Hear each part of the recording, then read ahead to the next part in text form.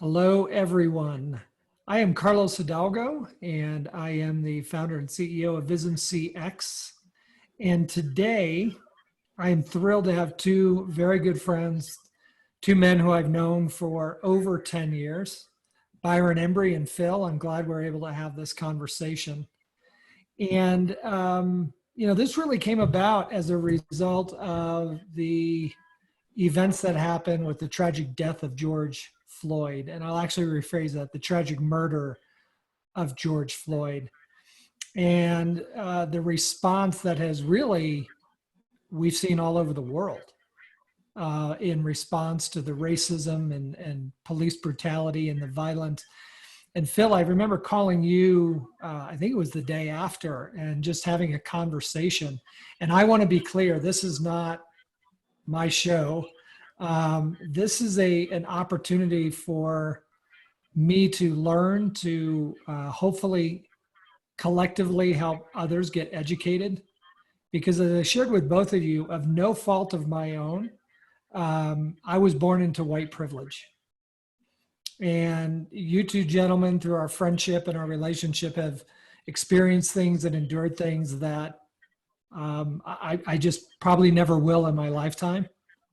And so I just wanted this to be an opportunity to listen, to learn, to share your experiences and wisdom and insight in the years that you've lived, and just hope that it's another way for all of us to have a conversation. So that's really why we're here. And I appreciate both of you and your willingness to have that conversation. And also to your grace in that you've allowed me to ask stupid questions in the decades that, or the decade plus that we've known each other. So before we move into really kind of some questions and more dialogue, would love for you guys to just introduce yourself. And Phil, why don't you get started? I'm Phil Donaldson. I work for a company. My wife and I run a company called Propel Growth. We're a B2B marketing consultancy. We live in Fort Collins, Colorado. I've lived all over the country. I started in Los Angeles and then lived in the Midwest and then in New York, New Jersey, Montreal, and now Colorado. So I've experienced this country, you can pretty much say, from end to end. Yeah, I would say so. And Byron, how about you, my friend? Well, my name is Byron Embry. I'm from Kentucky originally. I'm living here in Colorado, just like Phil. I'm just an hour down the road. I grew up in the baseball world. So now 12-year professional baseball player. I work at Slammers Baseball, one of America's largest club organizations, as their high school director. Also do part-time scouting with the Boston Red Sox and do some consulting work in their scouting department. And growing up in Kentucky, my experience was a little bit different because I grew up in law enforcement.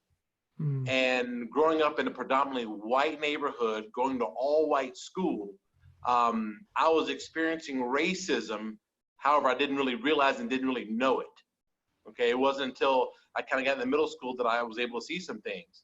And it was when it was during the Rodney King beating, that's when I realized something was different. Well, having a mother that was law enforcement, she quickly explained, you don't know what happened before the video started rolling. So you got to be careful before you cast judgment. And for a long time, that's what I did. And there were certain things that I almost dismissed racism with law enforcement because I was told I don't know the whole story. And so now living in Colorado and able to experience some things through baseball and traveling the country, I have seen this racism and just have certain emotions toward it that I think need to be heard. Sure. And Phil, you've explained to me and you shared one night over dinner some experiences you've had of, quote unquote, fitting the profile. Would you speak to that and kind of the emotion that's behind that? Because again, that's never an experience that I've ever had in my life. Yeah, it was when I was living in Weehawken, and I was explaining to you when I was stopped by the police in North Bergen, New Jersey, while just taking a walk on a weekend afternoon. And I was stopped by the police, and they asked for my ID, asked me where I lived, and began to detain me, and I asked why. They said, "You fit a description." That's pretty much all I got. And then, as is common in these situations, other police cars started driving up, and other policemen started walking up, and they were talking, and one of them actually had exclaimed, "He doesn't even fit the description."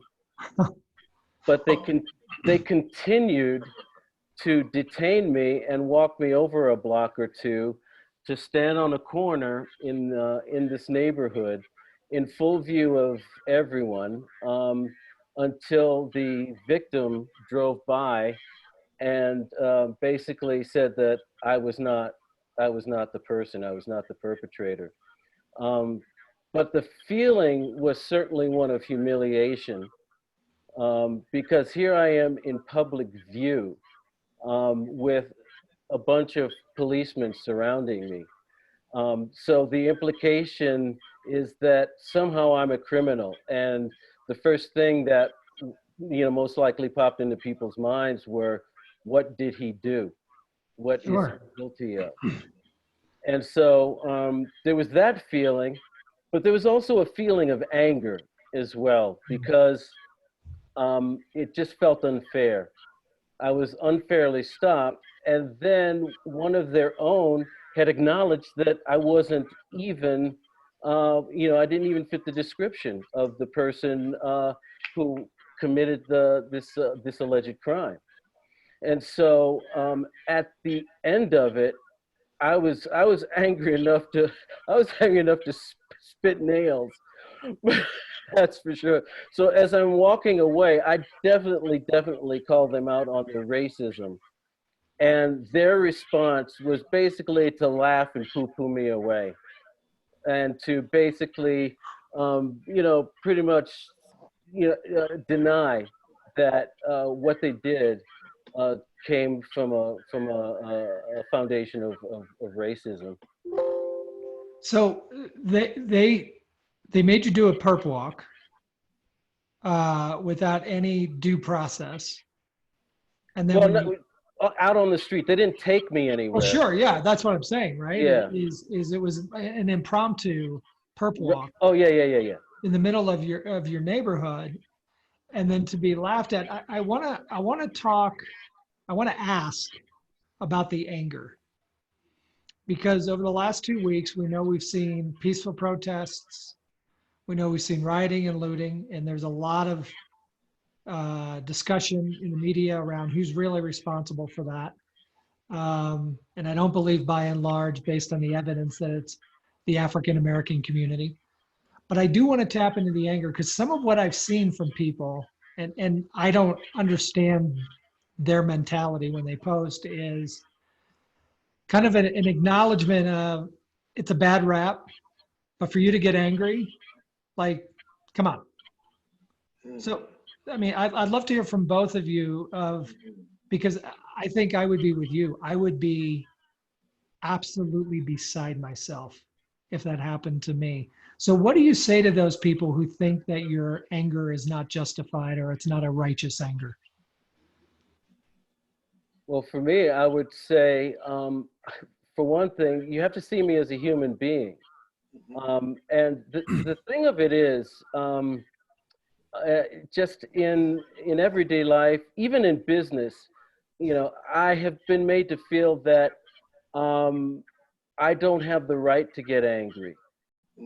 I don't have the luxury of anger. And I'm a pretty mellow person. So if I am going to confront you, I may, very calmly ask you, well, what do you mean by that? Or what are you trying to say? As opposed to, the veins popping out of my neck and me yelling and screaming and that kind of thing.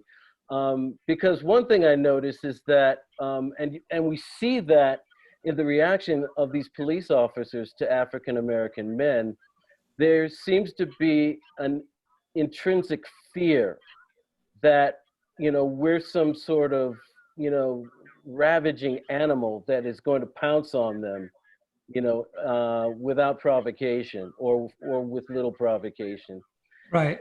And it makes you feel that, you're seen as an animal, as subhuman. And Byron, what do you say to that? Because I've known you a long time. Love your spunk. I wouldn't say you're I describe you as many things, laid back individuals now. Right. No, yeah, you're right. Especially when you're on the baseball. Yeah, That's especially not, when you're that's on the not. baseball diamond. That's But not. what do you say to that anger? Because you and I have had conversations where you've told me about some experiences and I've gotten angry. Sure, exactly right. Some of my anger, and I shouldn't say anger, some of my frustration with people who don't understand my anger is simply based on you never experienced it. Had you experienced it, had you been accused of something, like Phil said, Phil was flat out wrongly accused, and they laughed about it. When that happens to you, it's human nature to get real bent out of shape. If you don't get bent out of shape, then you got to probably have a self-esteem issue. That's how I feel about it. And so when I watch America get angry, it is because they have watched this thing go out and go over time and time and time again. At some point, anger comes to the forefront of the emotion. I was thinking about George Floyd and all of the things I've seen, all of the police brutality, all the killings. Nothing bothered me more than George Floyd. I'm going to explain why. One of the topics that I speak about more than anything, I've been invited to universities and high schools across the country, is the murder of 14-year-old Emmett Till. Mm-hmm. A 14-year-old boy who was kidnapped in the middle of the night on August 28, 1955 by 24-year-old Roy Bryant and his half-brother, 34-year-old J.W. Milam, drugged out of the house and was found in a river with a barbed wire tied around his neck, attached to a 25-pound cotton gin fan. I'm sorry, 75-pound cotton gin fan. They sent the body back to Chicago under one condition, that the casket could not be opened. His mother didn't know that. Well, they opened the casket and realized that his face had been completely mutilated and everything else. Well, she wanted an open casket funeral. And watching that funeral, Carlos, with 55,000 people going past that casket, was one of the most humiliating things that I think America's really dealt with. Probably the most inhumane murder of a child in U.S. history. Nothing that I had ever seen irritated me, concerned me, caused more anger than Emmett Till, than George Floyd. George Floyd experienced an Emmett Till experience, and the world had a chance to see it. In fact, Mamie Till, his mother, said, I want an open casket funeral because I want the world to see it.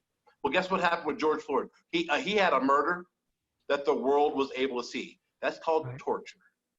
Yeah. And for me, that's where the anger comes from, for me.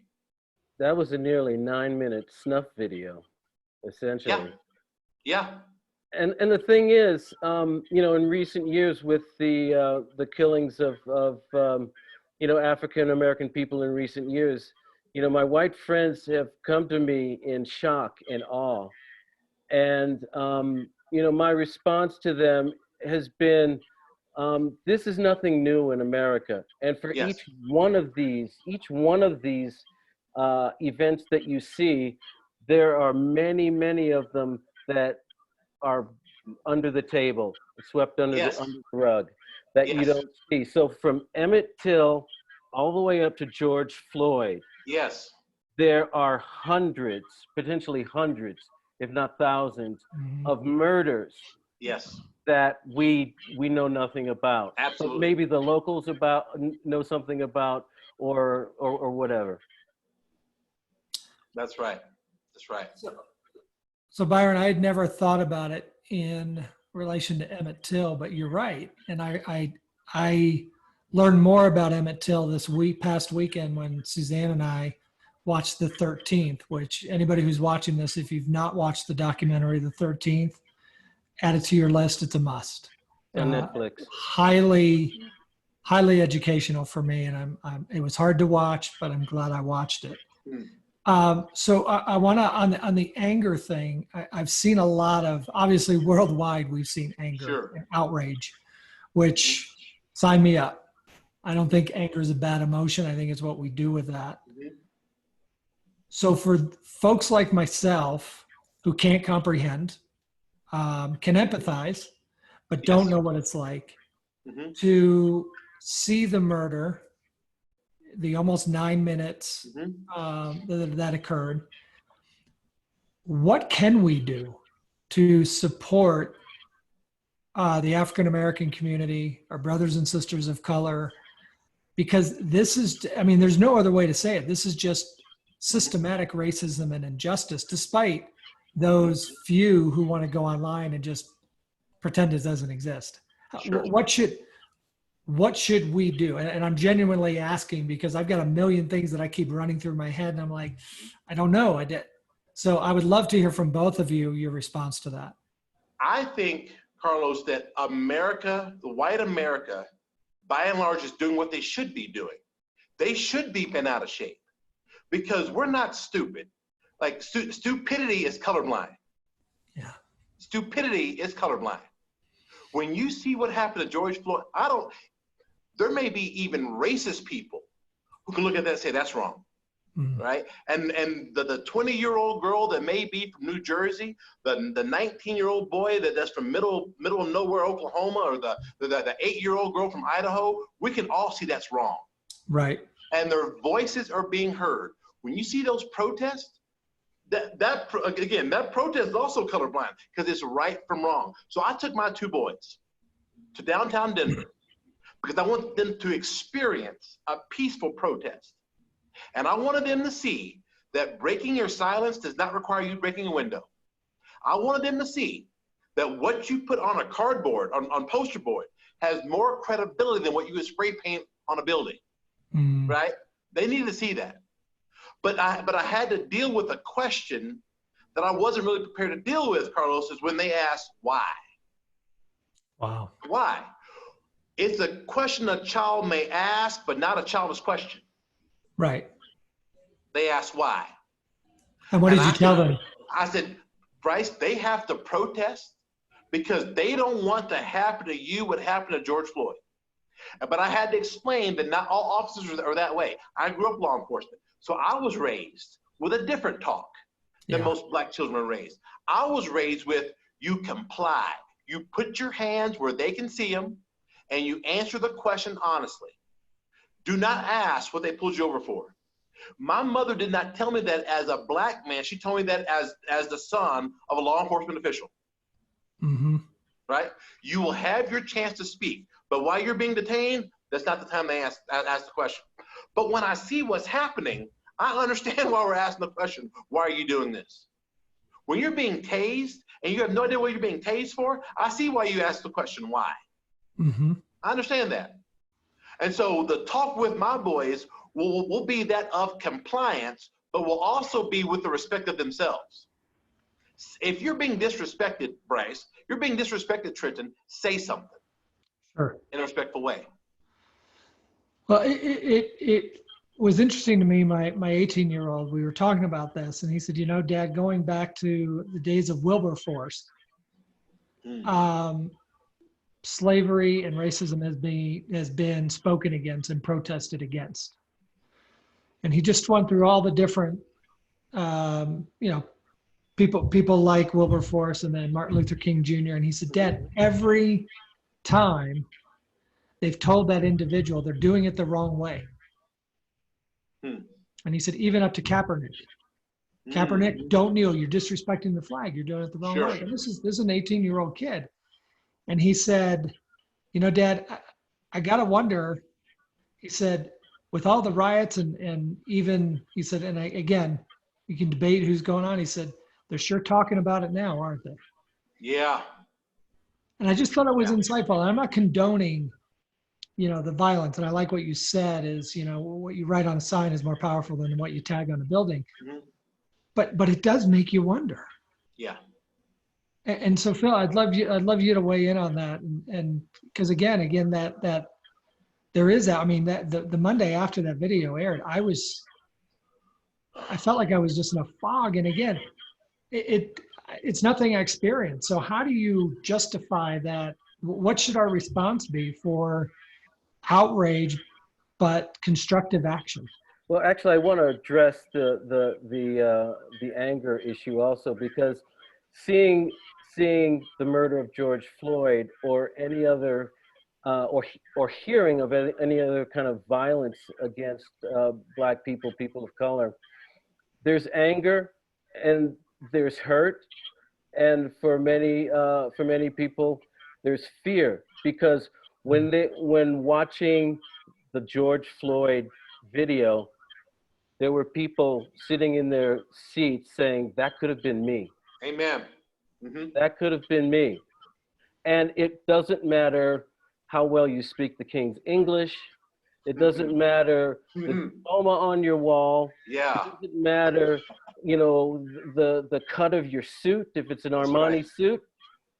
I mean, I lived in New York for many years in Manhattan. And even when I wore a suit, taxi cabs would not stop for me. Right.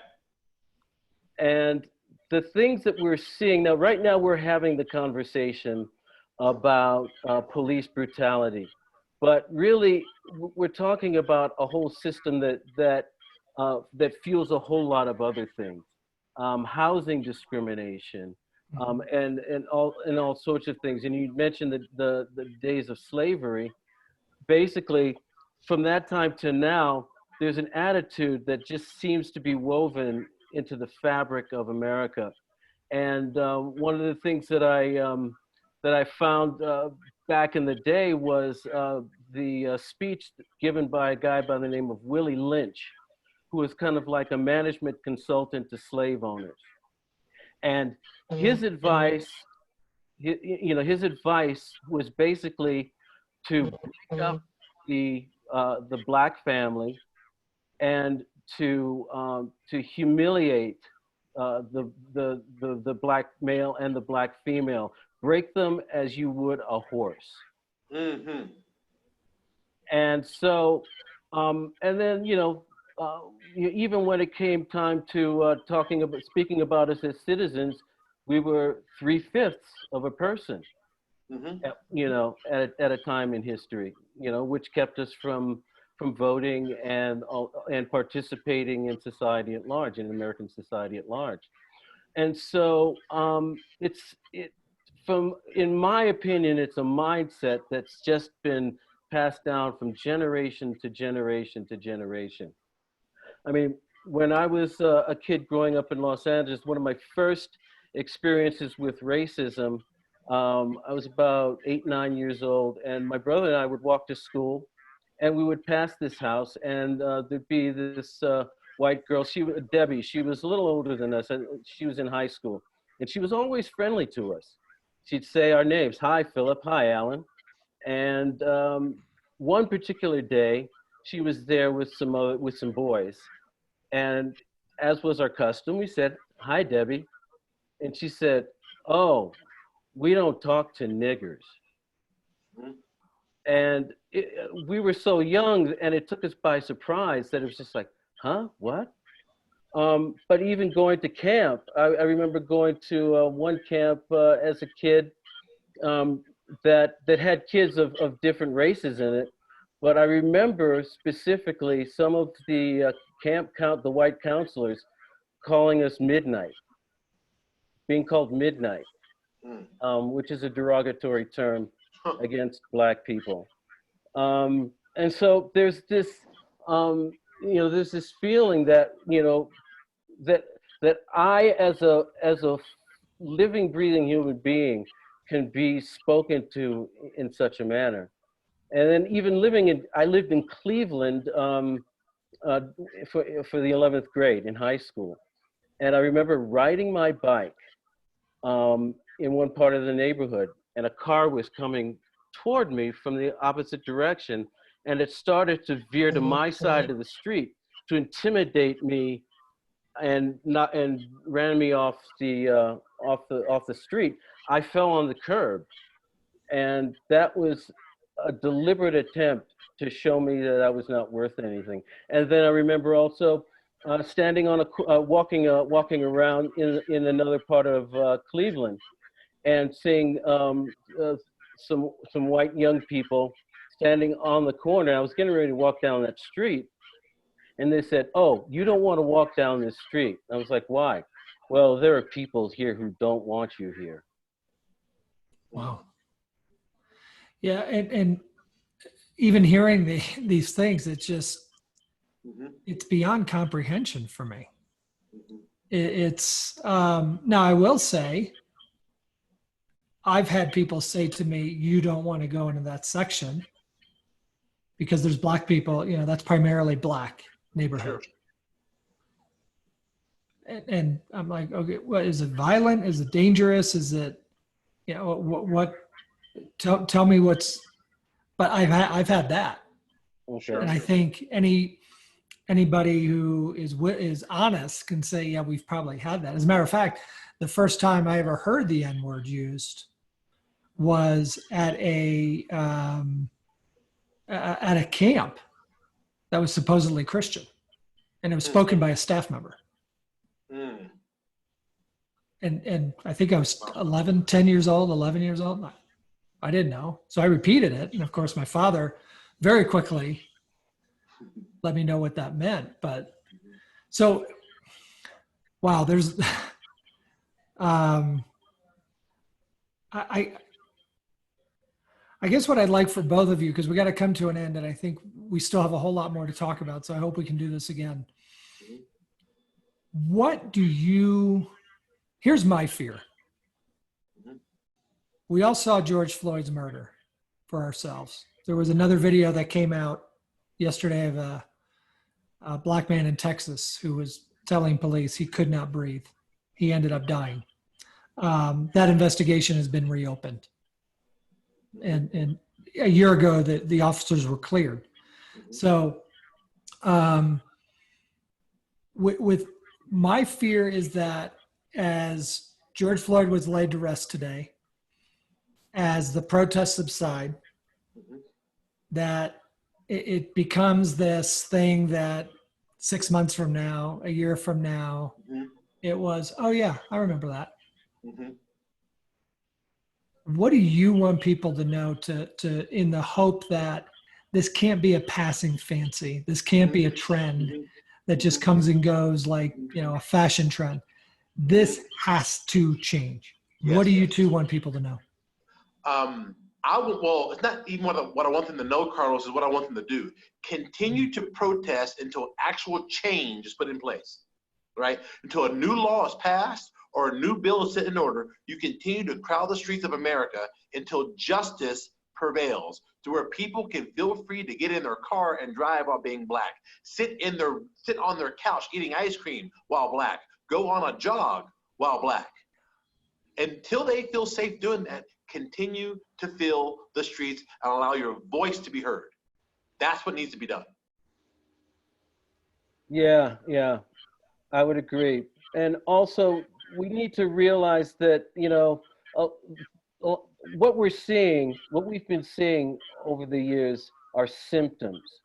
And we need to really sit down and discuss the cause. Yes. Together. Yes. We need to have a conversation where everyone involved is listening first and then seeking to understand. Having a conversation where we seek to understand. My story, I have stories, Byron has stories. There are all African-American men, women who have stories.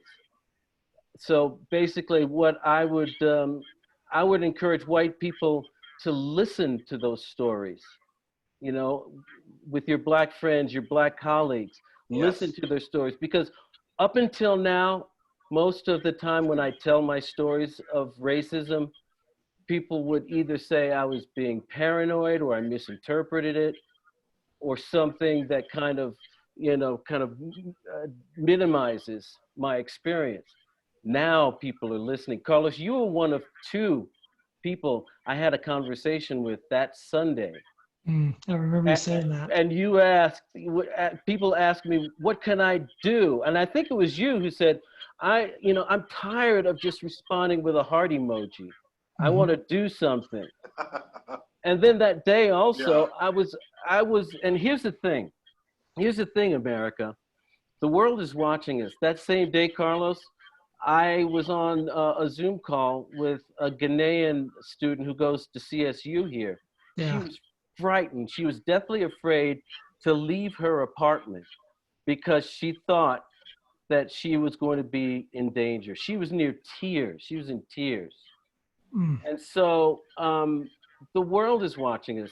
I was just watching on CBS this morning a piece about South Africa. They have been having an ongoing, continuing conversation. Now, what are we doing? We're supposed to be the city on the hill. We need to have that conversation, and it's not going to be easy. It's going to be a very, very difficult conversation.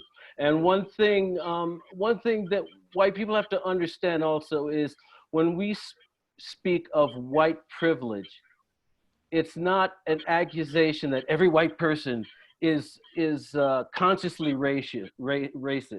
Oh, I mean, it's a system that you've been able to participate in without even knowing that there are people excluded from it. That's right. There are advantages afforded to you that you just assumed everybody had because this is America. Right.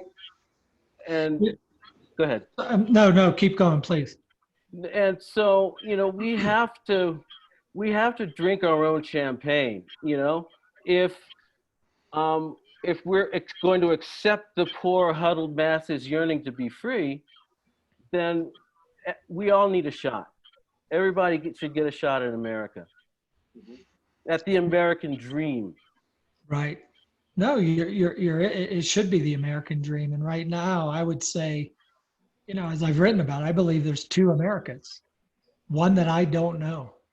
And I will say in terms of the conversation, because I've read some of Bishop Tutu's writings, is part of the healing process that started in South Africa. And I think many people I know who've been from there say there's still a long way to go, was a true repentance of the sin of racism in that country. And that is, I still think I love that we're protesting. I love that we're using our voices. But when I see people that I at one time respected blatantly state on Facebook, there is no such thing as white privilege, or let's move past this. That to me is just a arrogance of, I'm not going to admit we were wrong. And to admit we were wrong does not mean we're unpatriotic. That's right.